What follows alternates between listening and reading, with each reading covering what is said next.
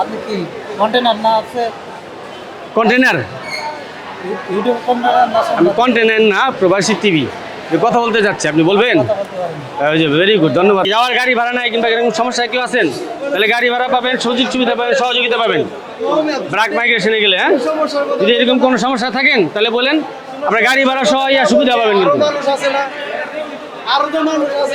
আপনি যদি বলেন মানুষ সচেতন হবে, একটু জাস্ট বলেন। হ্যাঁ,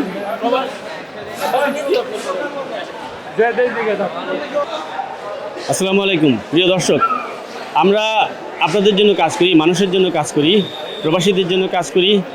বিশেষ করে মানুষ যেন জানতে পারে, সচেতন হতে পারে। হ্যাঁ, মানুষের সচেতন করতে, তথ্য শেয়ার করতে কিন্তু আমরা মূলত কাজ করি।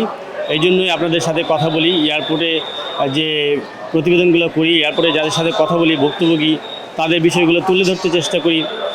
সেক্ষেত্রে আজকে আপনারা যে বিষয়গুলো দেখলেন, এখানে কিছু অসঙ্গতি, অসহযোগিতা, তারপর হচ্ছে যে মানুষের যে আগ্রহের অভাব, কথা না বলার যে প্রবণতা, এটাও কিন্তু এক ধরনের পিছিয়ে থাকার কারণ আপনাদেরকে বলতে হবে, আপনি যে বিষয়ে ভুক্তভোগী সেই বিষয়টা অন্যজনকে জানাতে হবে, তাহলে মানুষ জানতে পারবে। অন্তত সচেতন হওয়ার জন্য আপনাদেরকে কথা বলা উচিত।